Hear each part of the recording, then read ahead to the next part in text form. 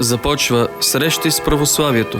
Предаване за християнските празници, традиции и ценности. С мен, отец Методи Корчев, по Радио Зорана. Здравейте, скъпи приятели! Днес, 23 ноември 2024 година, е време отново да бъдем в срещи с православието. И този път в едно празнично предаване, защото само преди 3 дни, на 19 ноември, през далечната вече 2016 година, за първи път прозвуча моя глас с призива: здравейте, скъпи приятели! Това е Срещи с православието. Аз съм отец Методи Корчев. Както разбирате, днешното празнично предаване посвещаваме изключително на този за мен голям рожден ден, който има предаването Срещи с православието, защото наистина 8 години не са никак малък период от време, през което правих всичко възможно, аз и хората, които ми помагаха от радиото и приятели извън радиото, това предаване да е факт. Много хора положиха своя труд и полагат своя труд, без да сте чували, без да сте ги виждали. Няма да споменавам техните имена, за да може Господ да ги увенчае със своята любов, своята благост, със своята милост, със своята щедрост, защото всички те помагат всеки според своите си сили. И съм изключително благодарен на всеки, който по някакъв начин е помогнал на предаването. На хора, които ми помогнаха чисто от техническа гледна точка, като подариха компютър, диктофон, такива, които полагат своя труд, като сглобяват, почистват предаването, като го качват в интернет.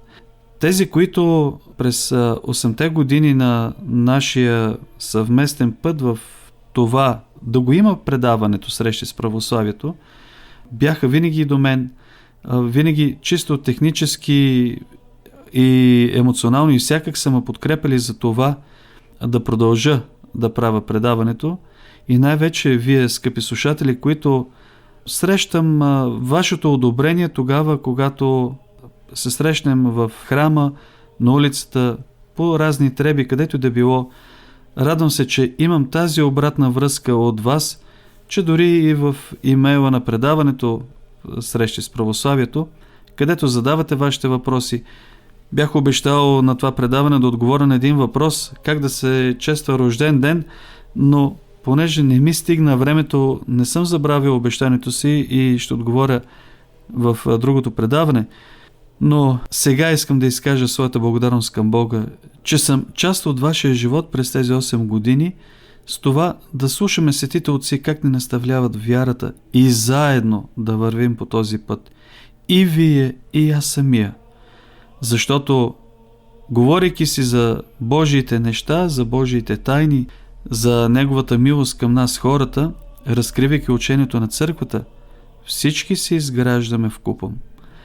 Така че, благодаря ви още веднъж за търпението, което проявявате пред радиоапаратите, с това, че понякога музиката е малко по-силна, малко по-тиха, за това, че има лапсуси в предаването и така нататък. Благодаря ви за търпението и моля Всеподателя Господа да ви дарува небесната радост да я предвкусите сега, а пък, дай Боже, в горния Иерусалим, в Царството небесно, всички да бъдем в нея. И така, Срещи с православието днес започва традиционно с беседата и разсъждението на св. Николай Велимирович от неговият охридски пророк за днешния конкретен ден.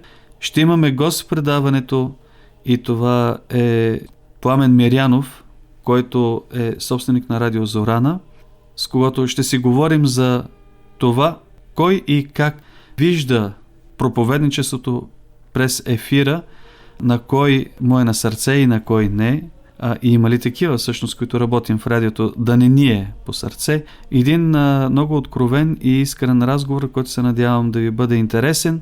След това ще минем през апостолското и евангелското четиво и разбира се, ще засегнем и празника Въведение Богородично, който отмина в предния ден. И така, скъпи приятели, Срещи с православието навършва вече 8 години и днес е първото предаване за 9-та година на това, надявам се, истинско, прекрасно православно предаване. Останете с нас, аз съм отец Методи, надявам се да ви бъда наистина полезен.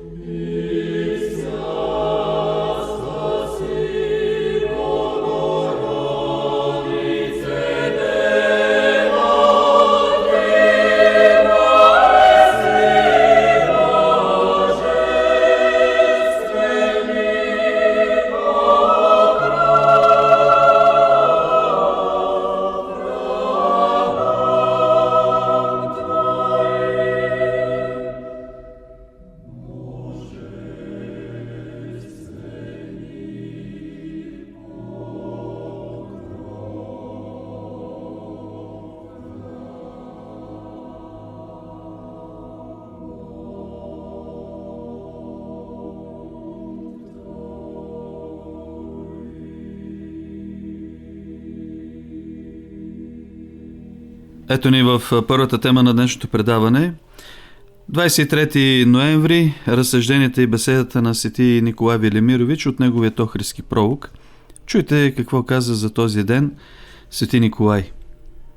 Бог допуска беди за праведниците, за да ги прослави повече, защото преодоляната беда най-силно изявява славата Божия и славата на праведник. Свети Григорий Акрагатийски във всичко бил праведен и угодник Божий, но Бог допуснал за него беда подобна на тази, която някога постигнала свети Атанасий и свети Макарий, а именно свещениците Савин и Крискент, на които Григорий изторил много добрини, не могли да понасят Григориевите добродетели, защото това е особеност на порочността. Никак не може да търпи добродетелта. Савин и Крискент, значи, намерили една известна жена блудница и я подкупили да оклевети Григорий, че той има връзка с нея. Веднъж, когато Григорий бил в църквата, жената се е вмъкнала в спалнята му и когато той излязъл с народа от църквата, Тази жена се появила от неговата стая. Тогава онези двамата свещеници започнали да хулят и укоряват Григорий като блудник. Григорий запазил хладнокръвие и бил готов за всякакво страдание. Затворили го в тъмница и после го изпратили в Рим. Папата повярвал на клеветниците и 2 години и половина държал Григорий в тъмница без съд и присъда. След това се свикал събор, на който да се разгледа делото на Григорий. Но преди людите да го осъдят, Бог отсъдил. Онази жена полудяла и като побъркана била доведена на събора. Като безумна тя не можела нищо да каже. Чудотворецът Григорий се помолил Богу за нея и тя оздравяла, защото злият дух излязъл от нея. Плачейки, тя засвидетелствувала, че е подкупена да оклевети Божия човек и веднага след това оклеветяване злият дух я завладял и държал в своя власт. А лицата на Савин и Крискент, заедно с лицата на другите клеветници, повече от 100 на брой, изведнъж почернели като главни. Клеветниците били наказани с прогонване. Свети Григорий бил върнат в своята епархия и с голяма тържественост посрещнат от народа. А ето и беседата за този ден. Тази беседа започва с цитат от посланието на светия апостол Павел до Ефесяни 4 глава 7 стих, където се казва: а на всеки един от нас благодата е дадена по мярката на дара Христов. Ето принципа на различие между християните. Първо апостолът изброява онова, което ни прави еднакви, а то е един Господ, една вяра, едно кръщение, един Бог Отец на всички. А сега пък показва онова, което независимо от нашата воля ни прави различни. Именно, нас ни прави различни мярката на дара Христов, според която ни се дава благодата на Светия Дух.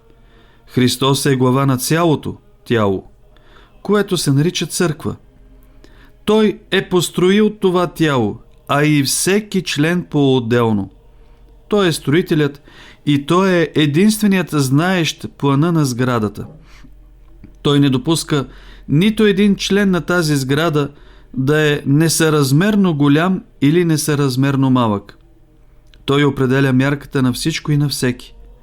Той дава на един 5 таланта, на друг 2, а на трети 1. Никой да не се сърди и да не завижда. Да се не сърди, защото ако малко е приел, за малко ще отговаря. Да не завижда на този, който има много, защото то е казано в божествената притча за талантите, че то не е негово, а е Божие. И ако има много, много и ще му се поиска. Точно както в притчата. О, братя мои, нека всеки от нас осъзнае мярката на своя дар и своята отговорност.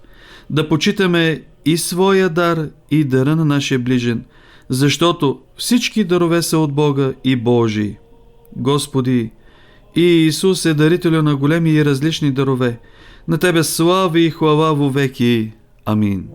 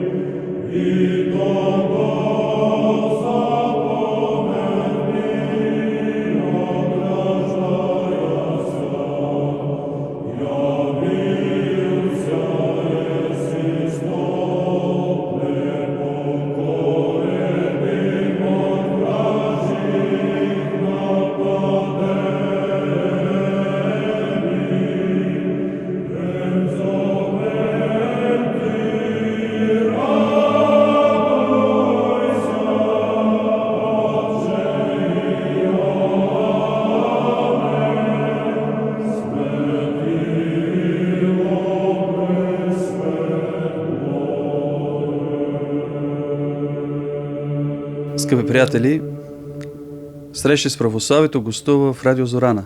На Срещи с православието. Аз съм отец Методи Корчев и се радвам, че ще бъдем и в този формат заедно с моя гост, домакин, приятел, съработник и всъщност и собственик на Радио Зорана.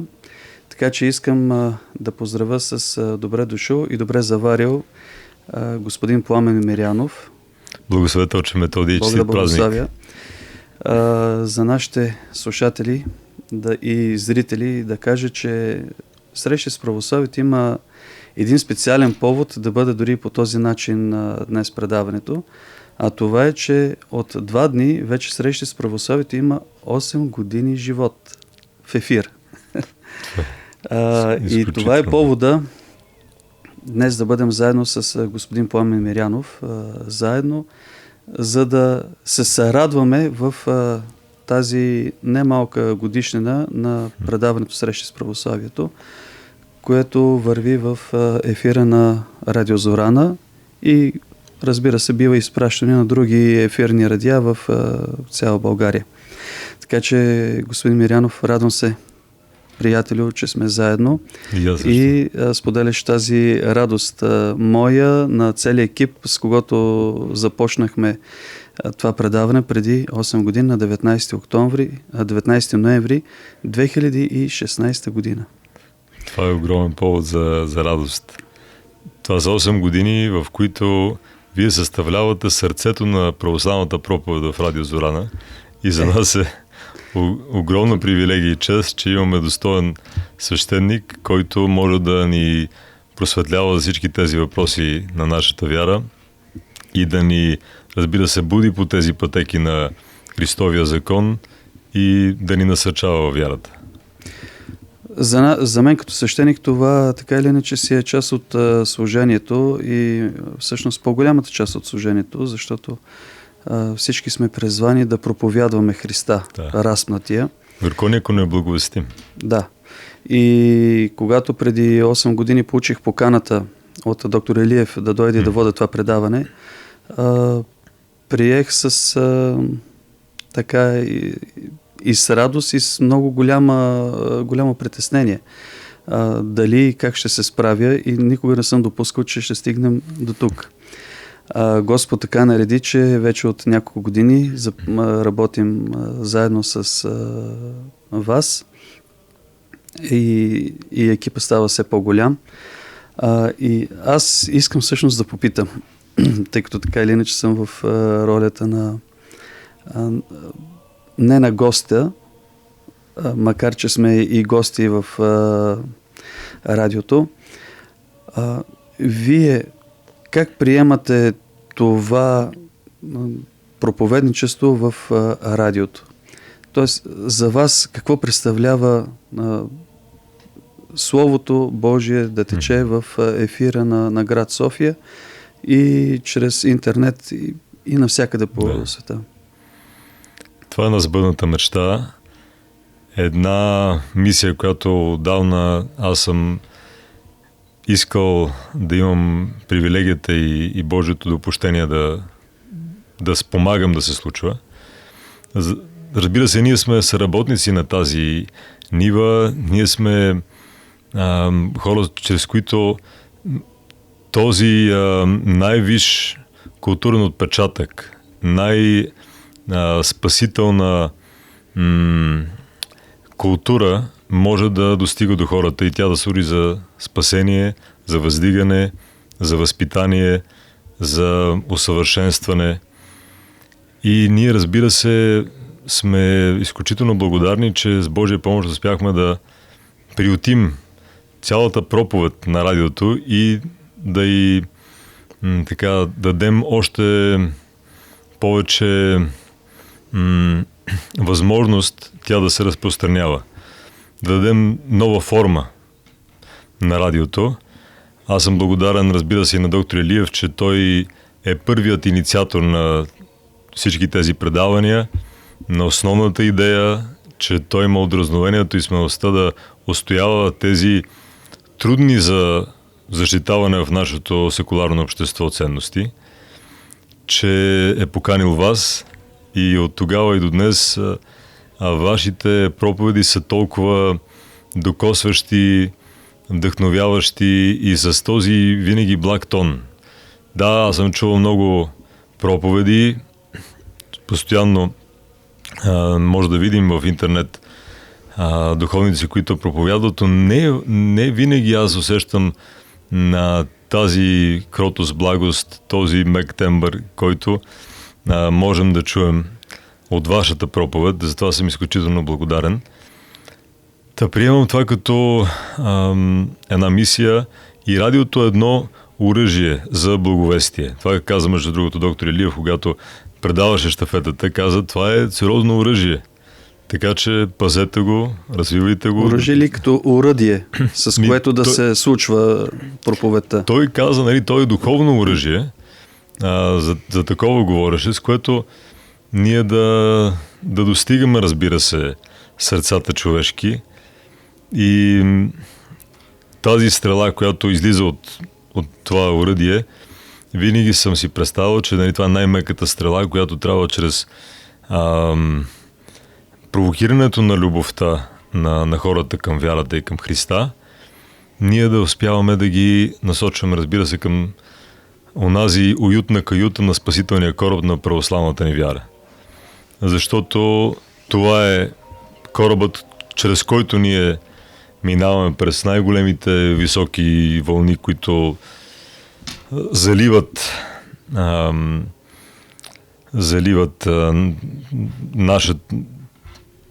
този кораб, но можем само чрез него да излезем на края на спасителен бряг. Така че това е огромна отговорност. Хем да проповядаме, но да бъде и с благ тон, да бъде с интересен разказ. И затова се иска мъдрост от хилядолетията. Мъдрост, която може да почерпим само от действието на Светия Дух вътре в нас. Не е лесно. Със сигурност не е лесно, но в крайна сметка пък е благодатно и душеспасително за много хора, които искат и които приемат също това, което чуват като благовестие. Да. Вие споменахте, че за вас е било мечта да се случва тази проповед. Смятате ли, че тя е полезна за съвременния човек днес, който ето сега хората са в движение, на работа, изключително динамично ежедневие живее всеки един от нас. Смятате ли, че радиопроповядването, т.е. проповедта по радиото, допринася полза за хората? Да, вярвам, че чрез слушането на Божието Слово ние се обогатяваме и това насища онази наша потребност да имаме онзи духовен хляб. Защото, както е писано, не само с хляб ще живее човека, но с всяко слово, което излиза от Божията уста. И наш лозунг в Радио Зорана е, ето, вярата идва чрез слушане, а слушането идва от слушането на Божието Слово. Така че това за мен е една революция в нашето секуларно общество на размити критерии за нравственост, на растление на добродетелност, когато наистина греха е норма. Ние да можем да съхраняваме онази сол на благовестието, на Христовото учение, на всичко, което е истински добродетелно, истински стойностно, което ни е завещано от нашия Спасител и да можем свободно да го изповядваме, да го разбира се, проповядваме с най-красива музика, с най-красиви литературни форми и с, разбира се, всички тези проповеди. Това не е могло да се случи дори 40 години назад.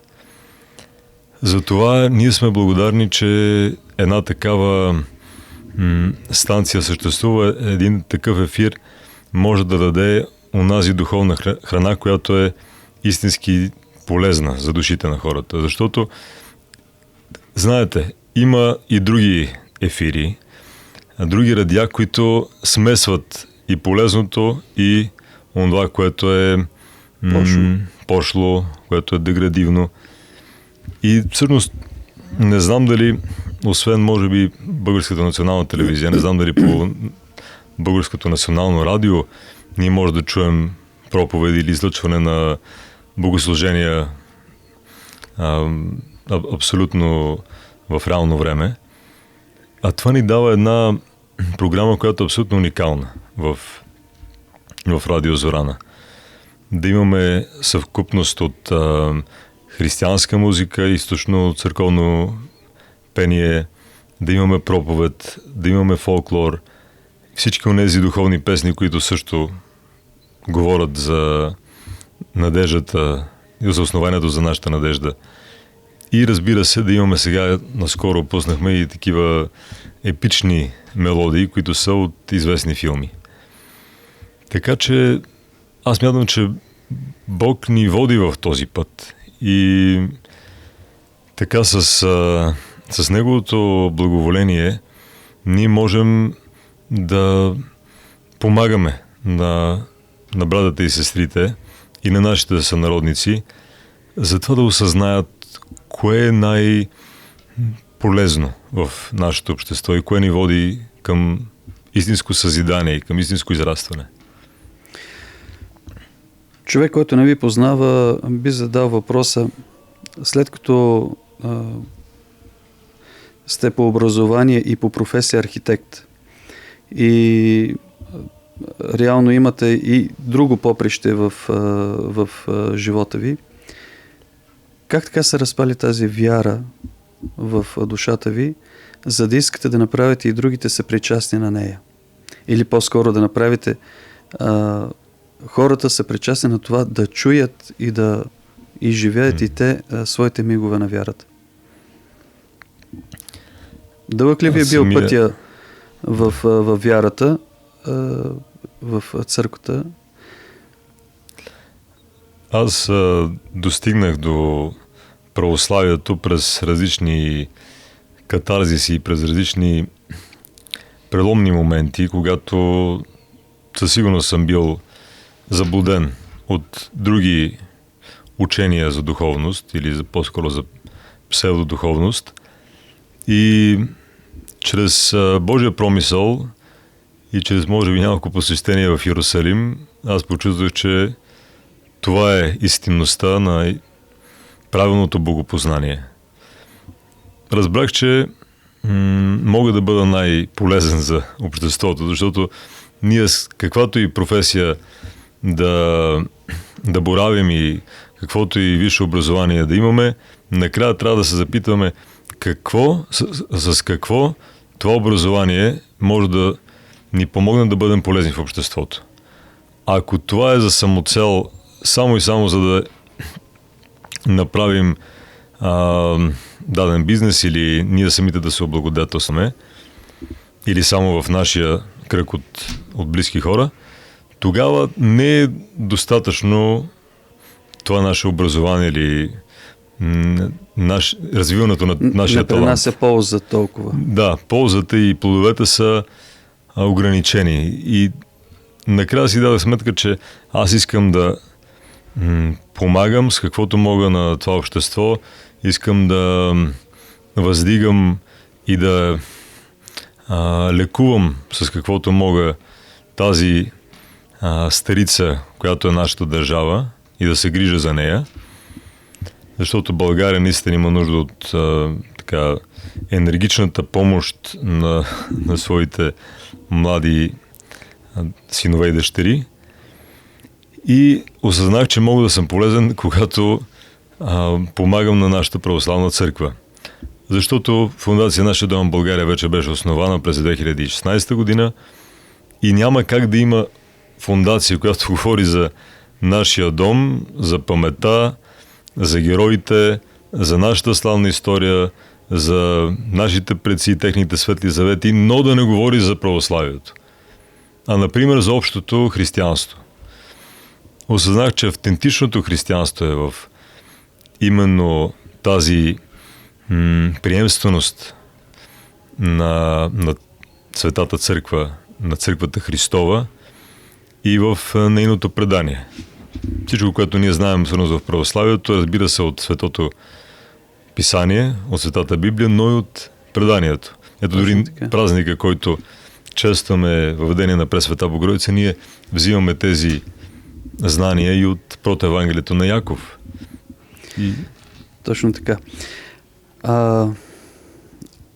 Тъй като разговорът ни се случва в Деня на християнското семейство и православна младеж, ще ви задам и следващия въпрос за това, как това служение в радиото подкрепя всъщност думите, които изказахте току-що, защото наистина всеки трябва да служи не само на себе си, на семейството си, за да се облагодетелства в личен план, но винаги трябва да бъде и в полза родо.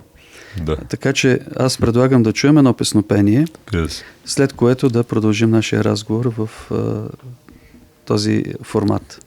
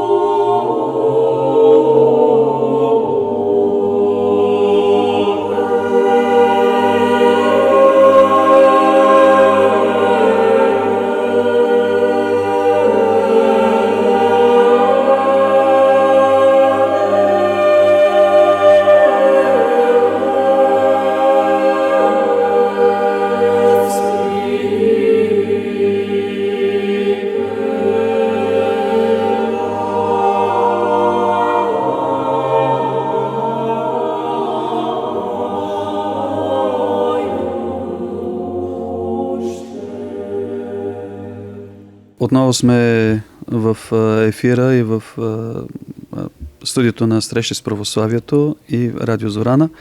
А наш гост е господин Пламен Мирянов, собственик на Радио Зорана и съидейника т.е. идеологът на фондация Нашия дом е България. Господин Мирянов, нашия разговор се води в Деня на християнското семейство и младеж. 21 ноември, ден в който Светата православна църква чества въвеждането на Света Богородица в храма, за да бъде посветена на Бога и оттам да започне нейното служение. Преди паузата казахме, че всеки човек има едно свое лично служение, в което трябва да израства, за да може да отглежда дом, семейство и така нататък. Но трябва в крайна сметка да служи и на своя род и родина, и на своята, в крайна сметка, православна църква, в която сме родени и израснали. Какво правите вие в фондация Наше дом е България и в частност с темите и програмата на Радио Зорана, така че православието да намира своите млади хора и младежи и деца в България? Фондация Наша дом България има за цел да изготвя такива форми на благовестие, които са лесно смилаеми и достигат с по-лесни похвати чрез художествено изкуство, чрез концерти, чрез филми, кратки, разбира се, филми също и главно изкуство до хората. И те имат за цел да подпомагат тази православна проповед. Фондацията от вече 4 години и повече, може би, се занимава с това да се реализират и организират такива православни големи концерти, защото по това време, когато започнахме, аз не виждах да има изобщо такава ниша сред събитийността на високата сцена. Знаем за всички поп-рок концерти и други такива, които са в различни жанрове, но нямаше проповед от високата сцена. От сцената на театри, на опери, от сцената, да кажем, дори на някои природни феномени. И за мен там, където всеки един светски изпълнител ще представи своите песни и своето творчество, е още по-достойно и праведно да се представи онова слово, което е най-възвишено, което е живата вода, което е най-съкровенно вплетено с нашата душа, защото душата резонира с тези слова от нашия Създател и нашия Творец. И затова аз започнах да променям посоката на фондацията, която имаше за цел да изготвя патриотични филми за общини. Ето първият наш филм беше за розата. И траекторията да отива по-скоро към проповед чрез така красиво изкуство, за да могат хората да разберат, че това е истински модерното и красиво изкуство. То не е отживелица, не е музейна стойност, не е някакво минало и традиция в нашата страна. То е нормалното. Всичко е аномалия. Аномалия е да сме в едно общество, където права имат онези, които въздигат греха като ценност, където се възвеличава отровния двойник на любовта. Аномалия са всички тези наистина походи пак ще кажа, на греха и на всички пороци, а нормалното е православието. А мислите ли, че съвременният човек и особено младите хора възприемат това нещо от сцената? Тоест, дали наистина могат да разберат вашето послание? Да, със сигурност, когато имаме едни по-сложни за възприемане форми на изкуство, дори когато става дума за не винаги разбираемото църковно-славянско песнопение чрез този вид език, древен език, хората винаги си казват, ето, имам някаква преграда, аз дори не го разбирам. Но именно чрез по-ясното обяснение, дори превода на песнопение на ново български, ние може да дадем едно въведение към православието и, разбира се, да подпомогнем дейността на църквата. Защото ето днес с Божия помощ и с благословението на нашия светейши патриарх Даниил има концерт в храм Света Неделя. И аз винаги съм си представил да има постоянно концерти православни. За да могат хората... Аз си представям фестивали. Фестивали, абсолютно фестивали. Не, абсолютно. Защото концертът е еднократен акт, който минава и заминава.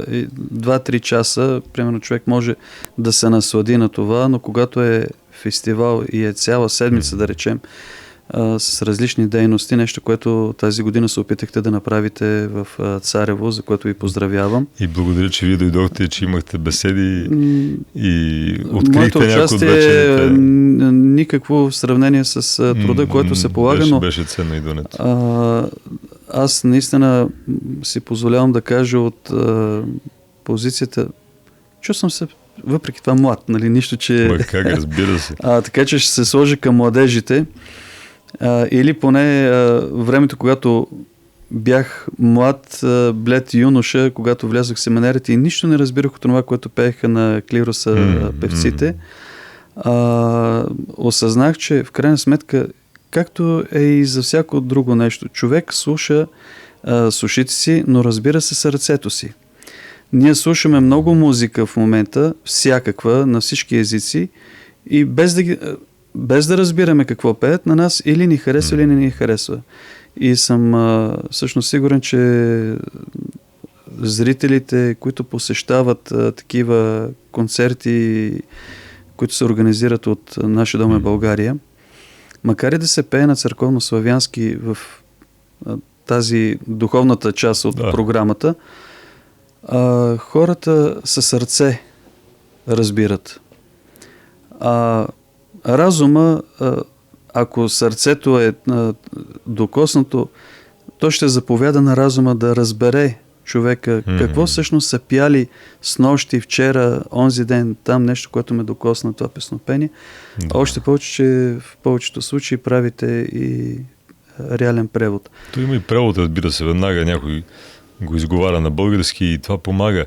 За мен ето тези бързи духовни мостове, които се изграждат и които дават основания на хората да разберат, че това е красиво изкуство, това е много дълбоко, то има наслоявания в нашата народопсихология дори. Това изкуство е било слушано от нашите предци хилядолетия назад. И то е дълбоко... Генетично ни е заложено. Заложено, да, наслоено в наистина много дълбоки дебри на нашата идентичност и ние се отъждествяваме с него. Той ни е спасявало, чрез него ние сме отивали на битки. Има толкова красиви песнопения, които са като маршове преди духовна битка, да кажем, да не е реална битка. Ето Господи на силите. Ами аз заобичах тези песнопения. И разбира се, исках да ги предам по най-добрия начин. Да ги представим на тези концерти на Божия мост, на Пристан на спасение в Царево, като едни химни на нашата държава, на нашата православна църква, които не са просто само на нашата патриаршия, но и са част от нашата култура българска.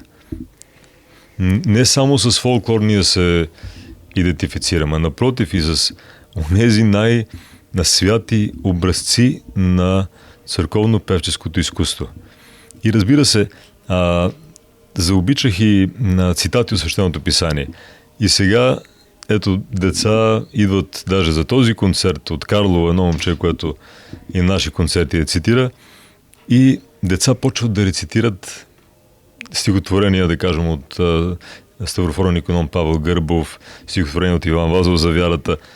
Това за мен означава, че във всички прослойки на обществото, във всички даже възрасти, хората говорят за вярата и това дава повод на всеки да се замисли. Ето това е нормалното, общо човешкото и естественото. Другото е, пак ще кажа, аномалията. Ние да не говорим за вярата, ние да сме атеисти.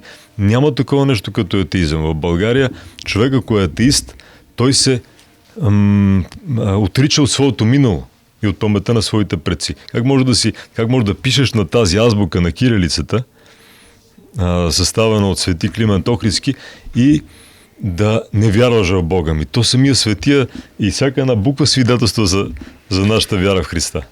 Историята помни много интересни поврати, когато дори държавен глава предложи да пишем на друга азбука, но това не е тема на наш разговор. Това, за което говорите, господин Мирянов, че тази чуваемост обикновено е за вече осъзнатите хора, за възрастните. Възрастни от една 20-30 годишна възраст нагоре. Имате ли намерение да обърнете погледа си към най-малките? Защото Христос казва: оставете децата и не им пречете да дойдат при мен. Да. Как Радио Зорана и Нашия дом е България се опитват да обърнат фокуса си и вниманието към дечицата? С какви дейности? Имали ли сте и предстоят ли такива? Слава на Бог, ние имаме няколко предавания, които са разкази за деца, от творения на монахиня Валентина Друмева, от сега Царство небесно. Царство и небесно. Сега имаме също нови разкази, които са от Ангелчето, Гласа на Ангелчето и изобщо всякакви такива разкази, като намерим, ние ги дублираме, записваме ги и ги излъчваме. Също сега преди няколко часа бяхме в 78-о училище Христос Миневски и там направихме един конкурс, раздадахме подаръците на най-достойните от този конкурс. Те трябваше да нарисуват картина за християнското семейство, което така олицетворява днешния празник. Имаше изключителни творби. Ето, децата хващат тези наистина най-тънки струни на нашата душевност. Едно, може би от момиченцата, която взе първа награда, беше нарисувало масата, трапезата, семейството, прозореца, отзад храма. Осъзнава, че това е всъщност тази домашна църква. И ние само трябва да им дадем посока на мислене и те сами започват да творят. И когато едно образование не говори за малката домашна църква, когато не говори за подвига в семейния живот, когато не повтаря отново и отново, че само единствено чрез съпруг мъж и съпруга жена, чрез мама и тати става семейството и то има най-голяма устойчивост и успява да отстои във всички трудности, тогава това образование не си върши изцяло работата. За мен не знам дали образованието трябва да въведе точно и конкретно предмета религиознание, но за сигурност трябва да говори за нашата православна вяра и за словата на Христа. Тоест може да бъде нравоучение, но това нравоучение не може да не засегне на Христовия закон, защото той е най-висшия закон, най-висшия морал, който може да имаме. Реално, още преди 100 години нашите митрополити и митрополит Методий Кусев и митрополит Борис Неврокопски говорят именно за тая необходимост вярата да присъства в Христос, да присъства в учебния материал, да присъства в училището, защото в момента, в който го извадят, Христос, така нареченото светско образование, рухва, защото то гради само някаква информация, но върху плаващи пясъци. Да, точно. Не е на канарата на Христовото учение, която е вечна. Аз предлагам днес да сложим точка на нашия разговор, но преди да го направим това, какво е вашето пожелание към нашите слушатели и зрители по повод Деня на християнското семейство и младеж? Да, аз много благодаря за този разговор. Наистина, нека по-често създаваме такива беседи. Изобщо аз ще се радвам също да ви задам няколко въпроса в подобно предаване. С въпроси от мен към вас, да. Аз мога да бъда от другата страна. Защото тези разговори между християни и силно вярващи православни, те са изключително насърчителни. И това означава, че нормалното поле, нормалните теми за нас са да говорим за Словото на нашия Господ, за празниците, за молебния канон, за това как да постим, как да се причастяваме по-добре, по-често. И ние живеем вярата. Това не е някакво външна фасада, която ние си поставяме, и опаковка и надпис, нали, православен християнин, номинален. Напротив, ние гледаме наистина да бъдем част от този живот и с каквото можем да съставляваме някои от членовете на това тяло, глава на което тяло е, разбира се, Христос. Така че аз пожелавам на нашите слушатели, на нашите зрители да вкусят и да видят колко благ е Господ. Да разберат, че това е най-голямото удовлетворение в живота, човек да разбере, че е полезен, когато благовести. Да бъде полезен, когато допринася за Църквата Христова. Да бъде полезен, като по някакъв начин спомага на детето да отиде към Господ и да се обогатява чрез присъствието в храма, чрез беседата с Господа, чрез молитва, да се научи да се моли, да се научи да участва в таинствата на църквата. Така че ние, когато сме избрани съседи, тогава радостта ни е пълна, мирът ни е изключителен, неизмерен, неизмерим. Аз самият имам мир само когато имам честа молитва и често участие в таинствата и мога да записвам за Радио Зорана някой друг цитат от Библията. Искам да пожелая на вас все така ревностно да благовестите, да съставате тези проповеди, които са насърчителни, които са изключително богати на дух, на точно това благовестие, което ни е нужно. И разбира се, да напомняме, че ние сме себе си, ние сме българи, ние сме достойни само вървейки по тези стъпки, осветени от слънцето на правдата. Тогава, каквото и да правим, ще бъде истински достойно. Там нямаме възможност да сбъркаме. Нали, чрез дадената си професия, нали, в нея винаги може да правим грешки, но чрез изповядването на Христос трудно може да сбъркаме. Там сме на прав път винаги. Искам да ви благодаря за това гостуване и да ви пожелая на вас, Господ ви дава сили на двете поприща, на които се подвизавате. И вашето професионално служебно, и това, което ви е по сърце в момента да благовестите и да помагате по-скоро благовестието да стига до повече хора. Благодаря ви много за поканата. Аз също така искам и да благодаря и чрез вас и на целия екип на Радио Зорана за това, което 8 години се случва тук и откакто аз съм част от този екип. И искам да уверя нашите слушатели и зрители, че наистина във всеки един момент от първия ден, когато дойдох тук и до ден днешен, до този миг, аз се чувствам като в едно още по-голямо семейство. И пожелавам на нашите зрители и слушатели, кой където се подвизава, работи, всеки в Светия апостол Павел казва, всеки да си бъде в неговото си звание. Кой каквото работи да работи, но никога да не забравя Христа. Никога да не забравя църквата. Никога да не забравя домашната си църква. Да се обичаме в семейството, да се обичаме сред колегите. И само тогава хората ще познаят, че ние сме Христови.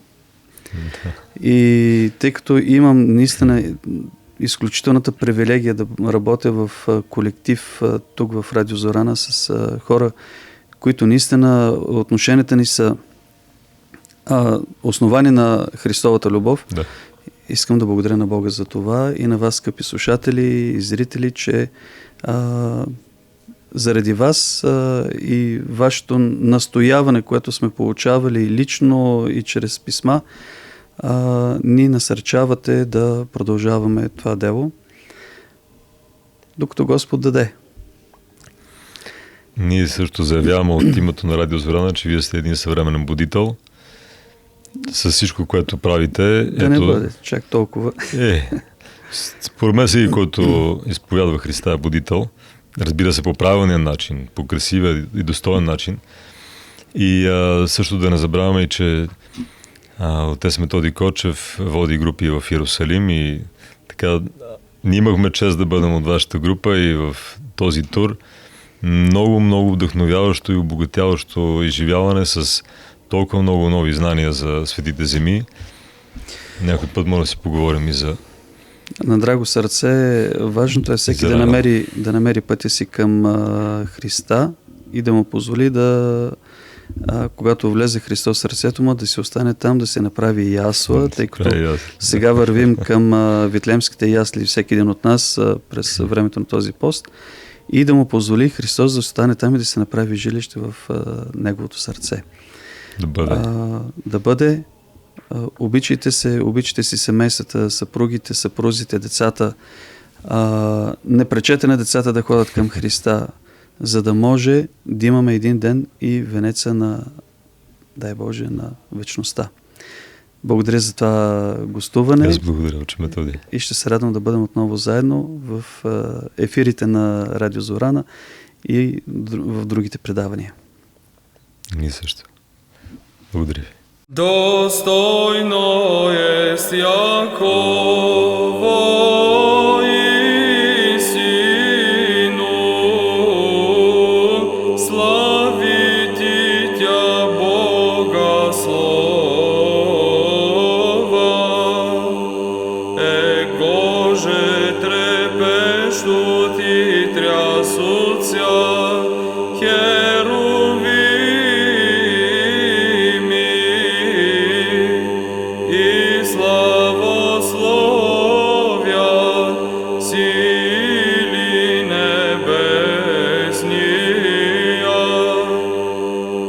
воскреша го тридневно из гроба, Христа жизнодавца, страхом прослави.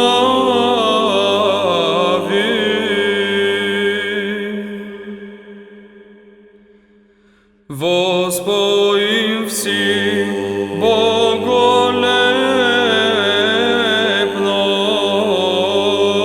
песенми божественными, Отца и Сына и Духа Божественного, трипостасную державу, едино царство и господство.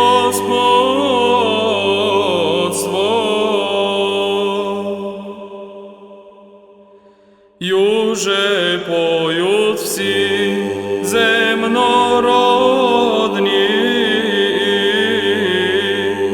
и славословят сили небесния. От всех верно поклоняемую единицу по существу, трипостасную, Господу начальную херувим и Богоначальную без сравнения се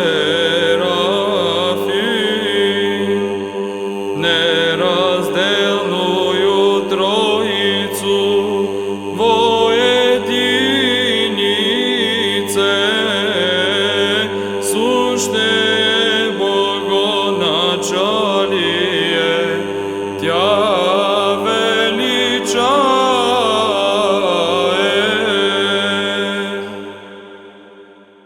Отцу безначалному и Богу со безначалному Слову, со Духом поклоняюся, неразлучно едино соединяемо существо, тричисленную единицу, песен ми почти. Лучезарния Твоя молния, воссияй ми, Боже мой, трипостасне вседетелю, и домя покажи Твоя неприступния слави, светел и светоносен и неизменен.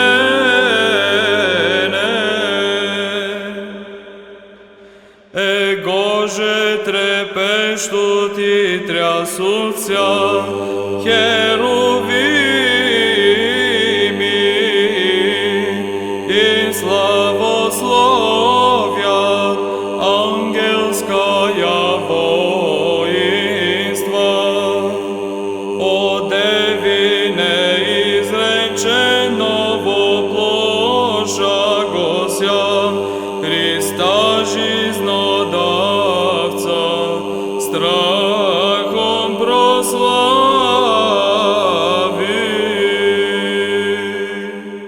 Както знаете, скъпи приятели, онзи ден на 21 ноември беше празникът на въведение на Пресвета Богородица в храма. И този празник е един от големите, от 12-те големи Господски Богородични празници, които църквата изключително тържествено празнува. И няма как да подминем този празник без да обърнем подобаващо внимание на него, като започнем първо с тропара, който в кратце възпява този празник. А ето го и на български самия тропар. Днес одушевеният храм на светата слава на Христа, нашият Бог, единствената благословена и чиста между жените, бива доведена в законовия храм, да живее в светая, и с нея се радват духом и Йоаким и Анна, и девически хорове пеят на Господа, възпявайки псаломски и почитайки Неговата майка. Така, това всъщност е една от стихирите на на вечерята на този празник. Ето и малко сега, а пък после още повече подробности за самия празник. Божественото дело на нашето спасение, всичко е било облечено в тайна, и тази тайна, скрита от векове и от родове в Бога, чрез благословението на Светия Дух, бе възвестена от начало на земята в Църквата Божия, а от тук вече стане известна на небесните начала и власти, като яви чрез себе си многоразличната Божия премъдрост. Ангелите и пророците с недоумение изследвали тази тайна, но не могли да проникнат в нея. С такъв скрит характер било запечатано и посвещаването на Мария на служение на Бога при въвеждането й в храма. Тя, плод на пламенна молитва, на пламенни молитви и дълги очаквания, дете от някога древен род, като навършила едва 3 годишна възраст, трябвало според обета на родителите си да напусне родната стряха и да заживее при храма, при чужди хора, в подвизи на молитва и труд. Нито естествената превързаност на родителското сърце, нито страхът, внушаван от слабостта на възрастта и пола, нито тежестта на собствената самота в годините на дълбока старост, нищо не поколебало решимостта на Йоаким и Анна. Но какво е това? Това само дар на безплодни родители към Бога за премахването на укора на бездетството ли е? Или е само благочестива твърдост в изпълняването на веднъж дадени запечатен с клетва обет пред Бога? Или жертва на Бога, по примера на жертвите на праотците? Не. Това е тайна, в която Господ, искайки да възвести на народите за своето спасение, сега приема от човеците неизкусобрачната знамение за примирение и обновление. Но това, което било предопределено на предвечния съвет на Божеството, не могло да се изпълни скоро на земята, която в лицето на своите дъщери дълго още не представлявала достоен чертог за въплъщение на Бога, и за това в продължение на векове тайната за съединението на човека с Бога била отлагана за бъдещите времена. И ето, най-накрая Бог избра праведните и Йоаким и Анна, и от тях произлиза тази жена с голямо Ж, която била достойна да приеме и свято да съхрани превисоката тайна на божественото въплъщение. С влизането си в вътрешността, в светилището, Богоотроковицата поставила началото на довеждането при Бога на всички други човешки синове и дъщери. Предвечният съвет на предвечният Бог идва да се изпълни чрез нея, която върви най-отпред, и идва да бъде възпитана в Светая Светих, в жилището на Словото. Така пее църквата. Иерусалимският храм, възобновен след Вавилонския плен от Зоровавел и затова наричан, за разлика от Соломоновият втори, отстъпвал много на първия и по размери, и по великолепие. Тези, които помнили предишния храм, не смятали този втория храм. За тях той бил несъществуващ. Тоест, не несъществуващ, а като несъществуващ. Както може да прочетем в пророчеството на Агей, пророка Агей в 1 глава 4 стих. И същевременно славата на втория храм трябвало да възсияе повече от славата на първия. Как трябва да се извърши тази прослава, обяснява друг пророк, а именно Малахия. Той казва, Бог чрез него казва: внезапно ще дойде в храма си Господ, когото вие търсите, и ангелите на завета, когото вие желаете. Но ето от тогава били минали повече от 400 години от времето на Малахия, а ангела на завета не идвал, и славата на храма на Зоровавел, която и в началото не била голяма в сравнение с Соломоновия храм, не само не се увеличила, но и почти напълно изчезнала. Тук го нямал нито ковчега на завета, нито пророческите Урим и Туним, които са светлина и съвършенство в превод, които ознаменували Божието присъствие, нито свещения елей на помазанието, а чрез кого, по какъв начин и кога възсия тази предвъзвестена от пророците слава? Чрез Господ и Исус Христос. Господ, устройвайки спасението на хората си, избира за своя скиния чистата дева и по този начин приготвя спасително обновление за света и за храма. Свята и по-обширно от небесната скиния приела невместимото в цялото творение Слово Божие. Пее църквата и тя се явява в света и се настанява в храма на Бог Яхова, причистият храм на Спасителя, многоценният чертог и дева, свещеното съкровище на Божията слава. Пее Светата църква на празника Въведение Богородично, се въвежда днес в дома Господен, въвеждайки заедно със себе си и благодатта, която е в Божествения дух. Божите ангели я възпяват. Тази е небесно жилище. Така древният храм бил славен с Божието обещание. И ще бъдат очите ми и сърцето ми там през всички дни. бил славен с чудесните знамени пророчества, с благочестието и жертвите на царете, с благоговението и любовта на народа. Но славата на втория храм, приел между стените си Господ Исус Христос и Пресветата Дева, била несравнимо по-висока.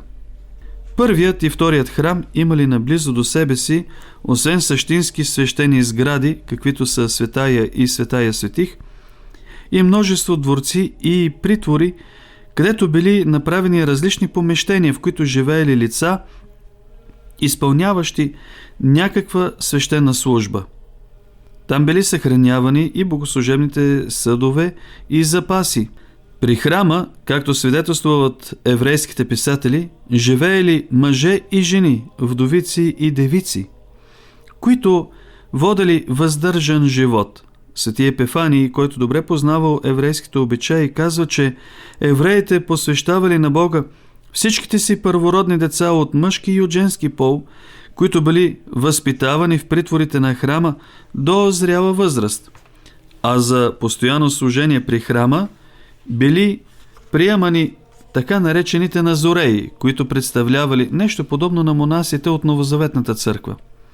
Това били лица, които давали обет пред Бога, въздържали се от употребата на вино и на всякакви опийващи напитки, не си подстригвали косата и не се бръснали.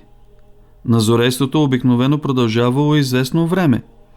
Било приемано доброволно, по различни подбуди, но някога, макар и твърде рядко, родителите давали обет за назорейство от името на децата си. И именно в този случай, когато те, нямайки деца, желали да получат деца от Бога с богоугодна цел. Временните назореи, след изтичане на срока на обета, се завръщали в семействата си, след като пренасяли на Бога жертва всесъжение за греховете, благодарствена и мирна жертва и след като остригвали косите си. Всички тези лица можели да живеят в многобройни пристройки на храма. Преблагословената Дева Мария, въпреки ранната си възраст, проявявала и явен стремеж към такъв начин на живот и сама молила родителите си за по-скорошно изпълнение на техния обет. Пречистата душа на светия младенец, призована към велика Божия тайна, желаяла да служи на Бога с молитва и труд. И макар възрастта на Божията избраница, която едва се била научила да говори, да била твърде слаба за дълбоко разбиране на предметите на вярата, сърцето й пламенно пламтяло от най-чиста и искрена любов към Бога. Според израза на Светата Църква, Богоотроковицата младенчествувала по плът, но била съвършена по дух. Била 3 годишна по тяло и на много години по дух. Поради това светите родители на благодатната решили, въпреки раната и детска възраст, да се разделят с нея и да не отлагат за по-далечно време обреда на посвещението. Намерението Дева Мария да бъде посветена на храма получила гласност в Иерусалим и всички благочестиви израелтяни и израелтянки го очаквали с особено чувство на благоговение. На тържеството на посвещаването били събрани всички роднини и познати на Иоаким и Анна и множество млади девици, връстници на Мария, които трябвало да я съпровождат до храма. Те били поканени не за да споделят скръпта на родителите от раздялата и не за да утешат тъгуването на дъщерята, а за да участват в общата радост и да бъдат свидетели на пълната им отговорност за раздялата. Кой обича най-много детето, ако не майката? Но Анна, вдъхновена от духа, както свидетелства в Светата Църква, довежда с веселие пречистата Преснодева в Божия храм. Шествието било тържествено. Всички вървели, държейки в ръцете си запалени свещи, и хорове от ангели с трепетно недоумение сливали райските си гласове с земното славословие към Бога. Може ли някой от съпътствалите Мария да си помисли, че тя заобикаля тази, на която и е съдено да бъде благословената между жените, уважавана от всички родове.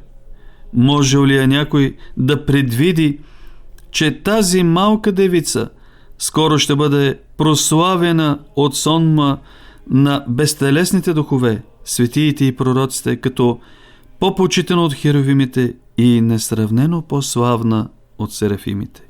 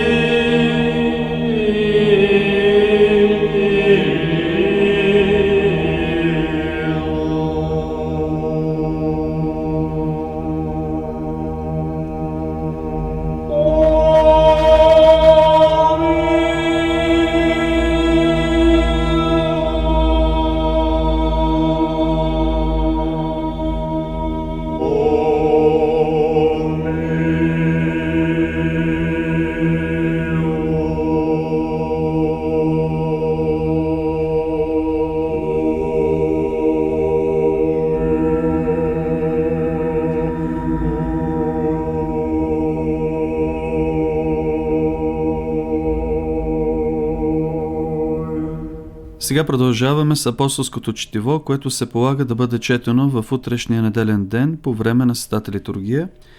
Това апостолско послание се полага да бъде от посланието на светия апостол Павел до Галатени, 6-та, последната глава, от 11 до 18 стих. Това е края на главата.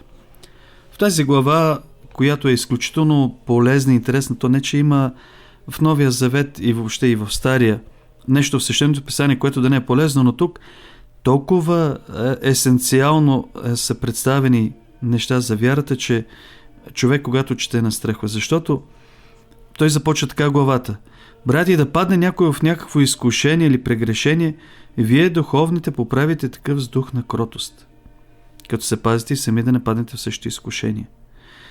Защото не трябва да се големеем над онези, които падат в изкушенията, защото и ние самите може да паднем в такива. И после казва: не трябва да се лъжем. Бог поругава не бива. Кой каквото посее, това ще пожене.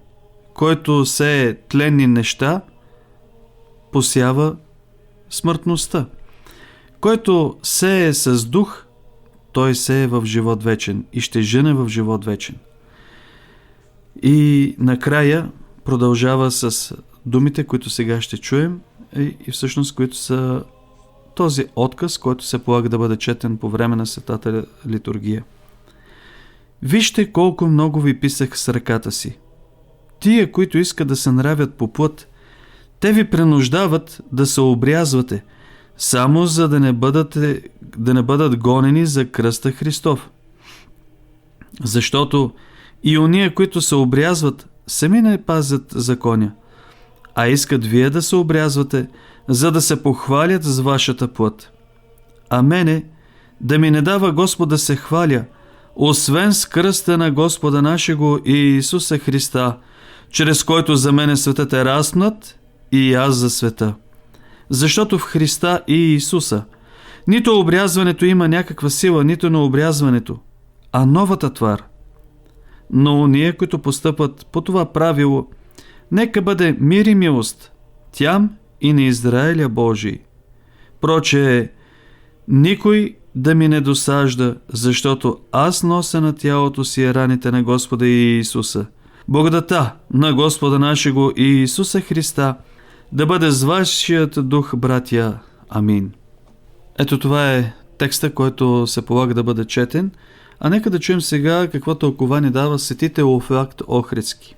В 11 стих, който звучеше така: вижте колко много ви писах с ръката си, даваме следното обяснение.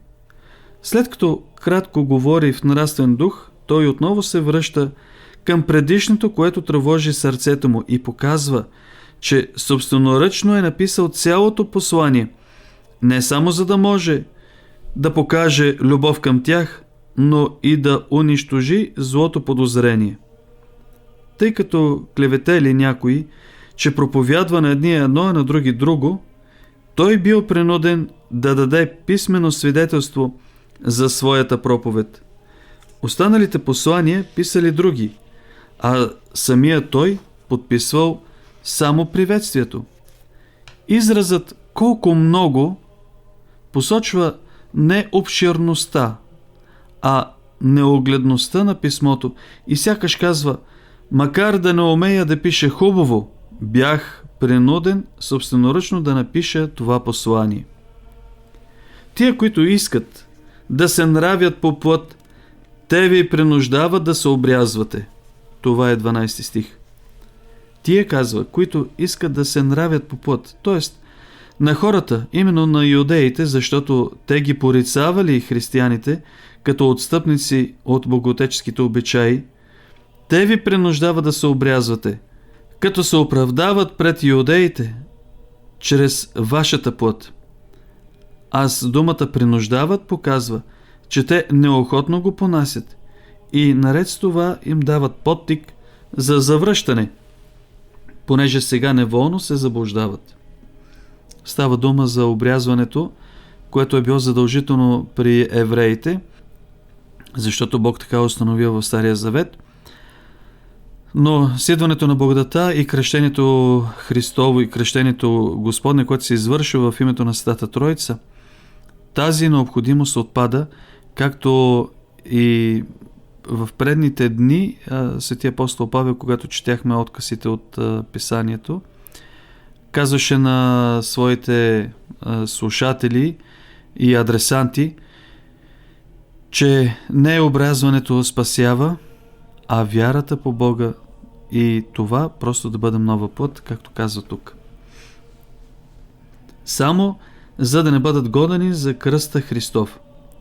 Тоест, те правят това, т.е. обрязването, тези, които от юдеизма преминават в християнството, както и тези, които от езичеството преминават към християнството, се обрязват, за да бъдат неподлагани на поругание, на обиди от страна на юдеите, които също влизали в Христовата църква, обрязани, защото те ги обрязват в 8-я ден.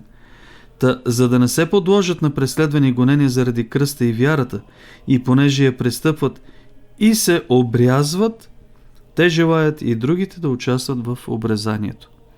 Тоест за облегчаване съвестта на юдеите, които приемат християнството, не само те, че са отстъпили от бащината си вяра, така да го кажем, но облагали се също бреме за успокояване на своята съвест и езичниците, които идвали в църквата, и те също да бъдат обрязвани.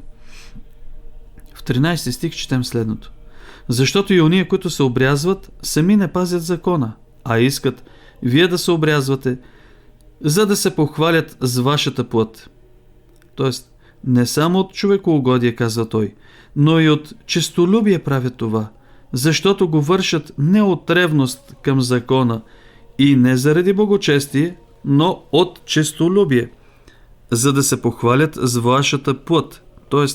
с обрязването на вашата плът, тъй като се смятат за ваши учители и ви имат за ученици. Амен, да ми не дава Господ, да се хваля освен с кръста на Господа нашего и Исуса Христа. Нека те се хвалят с обрязването, което вече е отменено, каза той. Но за мен да няма друга похвала, освен кръста на Господа нашего и Исуса Христа, т.е. вярата в разпнатия, който кръст е отменил закона. Отвръщал се от това, като от непотребно, призовавайки дори Божията помощ. В какво се състои похвалата с кръста? В това, че за мен непотребния бе разпнат Господ, който толкова ме възлюби, че предаде дори самия себе си. И така, за Павел и за всеки вярващ кръста служи за похвала, защото в него се проявява Господната любов към нас. Кой роб не се хвали с любовта на своя Господар? Чрез който за мене светът е разпнат и аз за света, продължава светия апостол Павел. Свят той нарича житейските дела, славата, богатството, удоволствието. Те са умрели за мен и аз съм мъртъв за тях. Двойно умъртвяване, казва Павел. И те не могат да ме завладеят, защото са мъртви и аз сам не мога да прибягна към тях, защото съм мъртъв. В 15 стих четем: защото в Христа и Исуса нито обрязанието има някаква сила, нито на обрязването, а новата твар. На уния, които постъпват по това правило, нека бъде мир и милост, тям и на Израиля Божий. Не ми изтъквай, казва светия апостол Павел, обрязването, което няма никаква сила и е безполезно, както и на обрязването, защото Христос е обновил всичко и иска от нас нов живот. Животът в Христа е нова твар, защото нашите души, остарели чрез греха, сега са се обновили чрез кръщението и затова в бъдещия век, обновени в тяло и станали нетленни, ние ще се удостоим с нетление и слава. И така, онези, които пребъдват в това правило и новия живот по образа на Христа, избягвайки остарялото и изгубило сила обрезание, ще постигнат мир с Бога, като се освободят от греховете, които правят Бога наш враг, и ще се удостоят с човеколюбие, без да се излагат вече на ненавист като врагове Божии, но удостоявайки се с милосърдие, тъй като за тях е настъпил мир чрез кръста и благодата. И те съставляват Израиля в буквален смисъл, защото виждат Бога, а които не са такива, дори да са израелтяни по род, лъжливо се нарича така. А това Павел е заимствал от Давид, който казва мир на Израиля в 124 псалом. Прочее, продължава в 17 стих, никой да ми не досажда. Тук говори не като уморен и обезнадежден, пък и как е възможно това за онзи, който по убеждение ни увещава, настоява и на време и не на време, когато пише второто си послание до Тимотей, но той желае дадените от него постановления да бъдат непоколебими и галатяните да не очакват от него нищо друго, а да бъдат напълно убедени, че проповядва точно така. Защото, продължава светия апостол Павел, казва, аз нося на тялото си раните на Господа и Исуса Христа. За оправдание, казва той, против онези, които ви говорят, че съм лицемер и на други места проповядвам обрезание, а търпя рани и беди заради Христа. Защото те са по-силно от всякаква реч свидетелство, че съм се подложил на опасности не заради закона и обрезанието, а заради Христовото учение. И не казва имам, а казва нося, като някакъв трофей или като царски знак за отличие, и се гордея с тях. Последният стих, 18, казва: Благодата на Господа нашего и Исуса Христа да бъде с вашия дух, братя. Амин. С това пожелание им показва, че не от гняв или ненавист е казал всичко това. И тук се съдържа не само пожелание, но и наставление, обобщаващо всичко казано. Защото напомня за благодата, която са получили не чрез закона, а чрез вярата в Христа. И не е казал с вас, а с вашия дух, отдалечавайки ги от телесното и показвайки, че не от закона, а от благодата са приели духа, и че не законът и обрезанието, а благодата може да съхрани духа в тях, също както им го е дала. А като ги нарича братя, напомня за купела, кръщелния, чрез който ние ставаме братя, чеда на единия Отец Бог, а не чрез закона. Да бъде и с нас Божията благодат, за да живеем по дух и заради греховната нечистота да не изгубим божественото освещение на Утешителя, но винаги да го преумножаваме в себе си чрез Христа и Исуса нашия Господ, който е явил нов и духовен живот и е унищожил стария и плътския. Нему слава вовеки. Амин.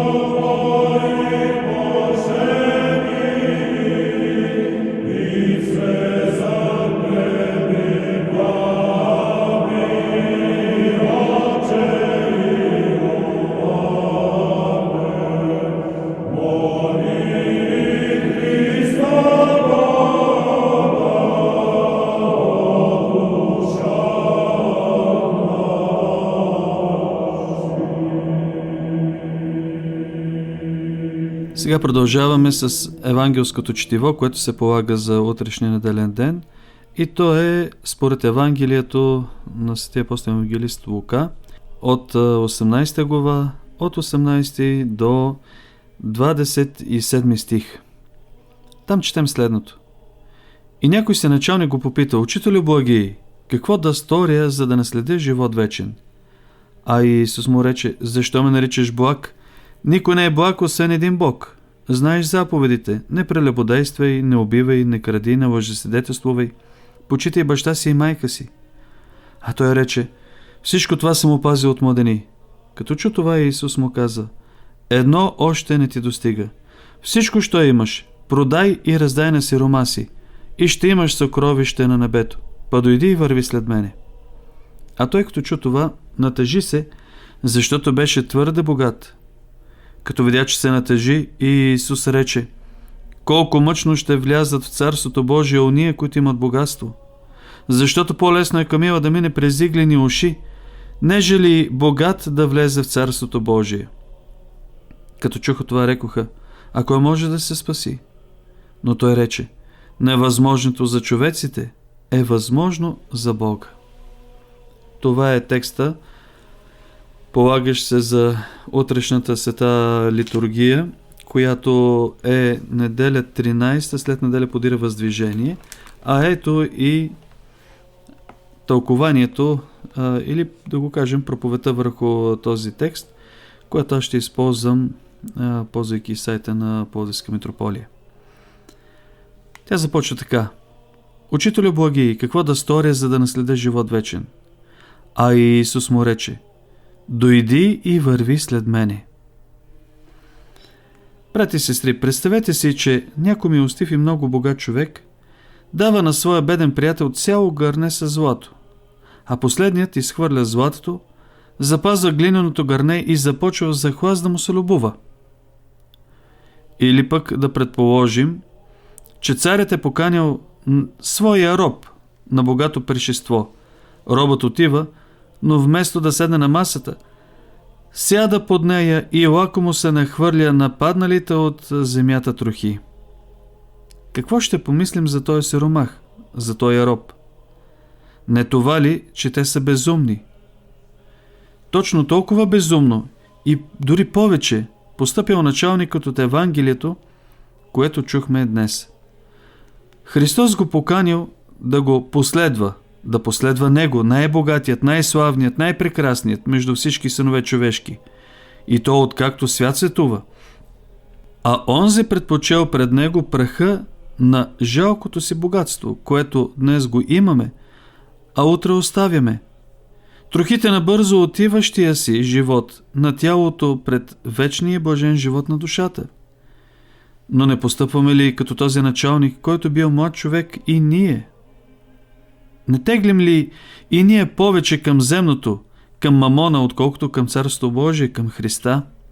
За да си отговорим на този въпрос, нека направим едно сравнение. Колко време, труд и средства от живота си заделяме за Бога и спасението на душата си в сравнение с грижата за тялото и тукашния живот?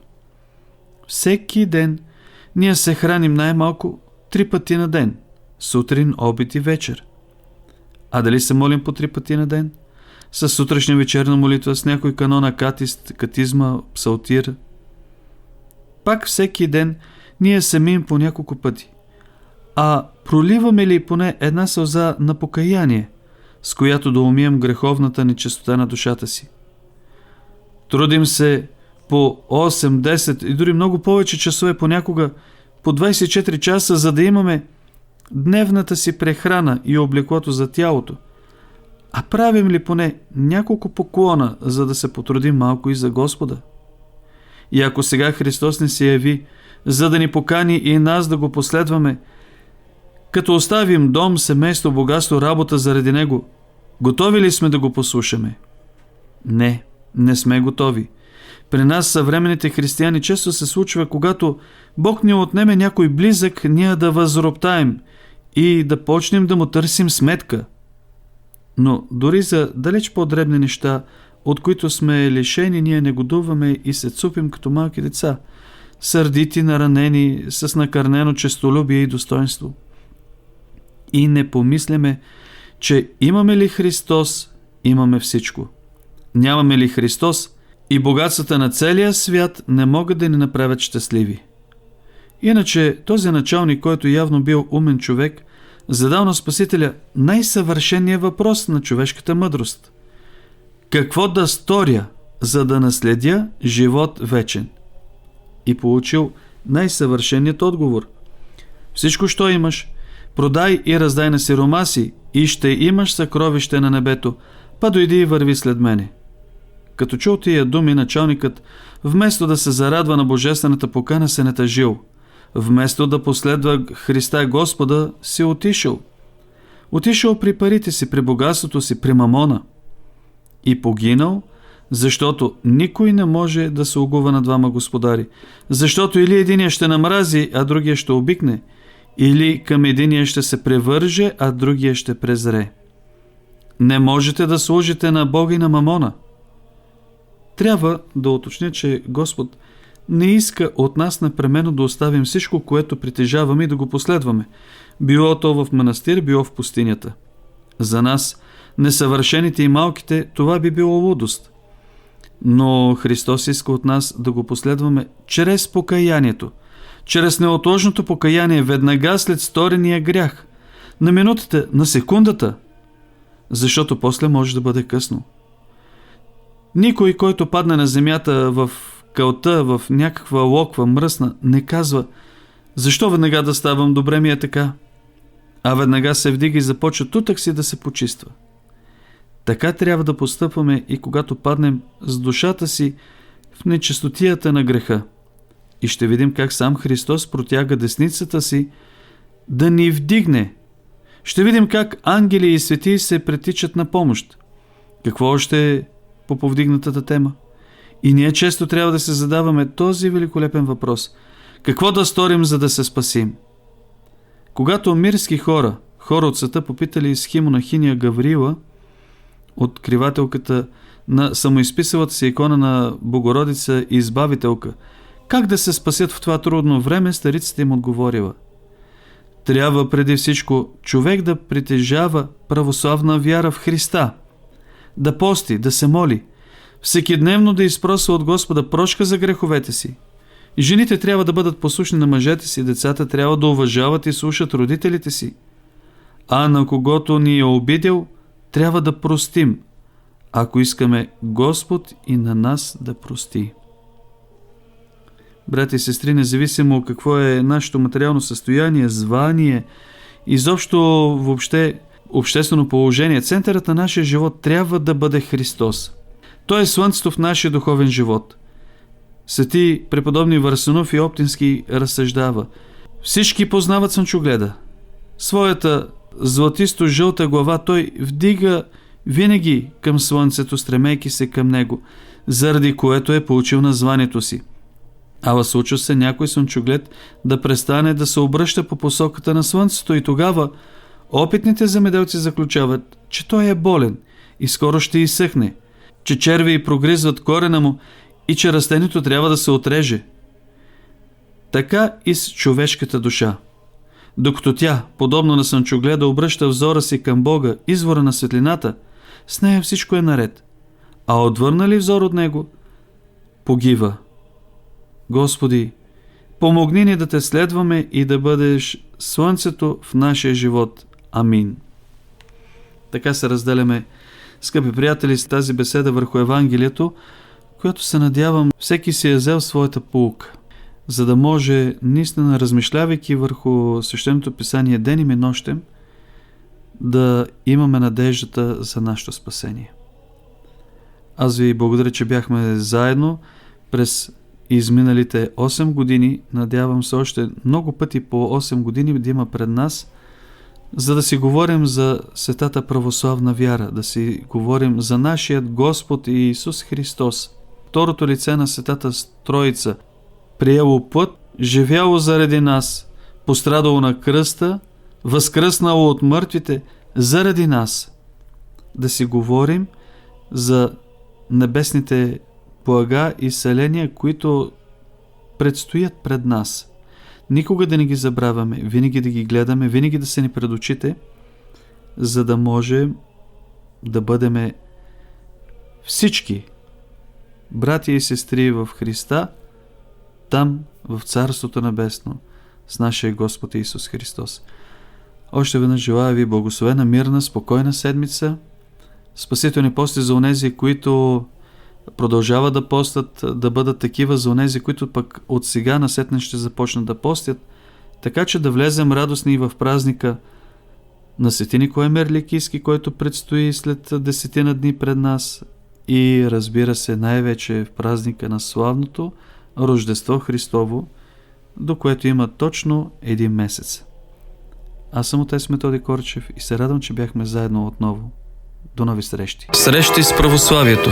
Предаване за християнските празници, традиции и ценности. С мен, отец Методи Корчев, по Радио Зорана.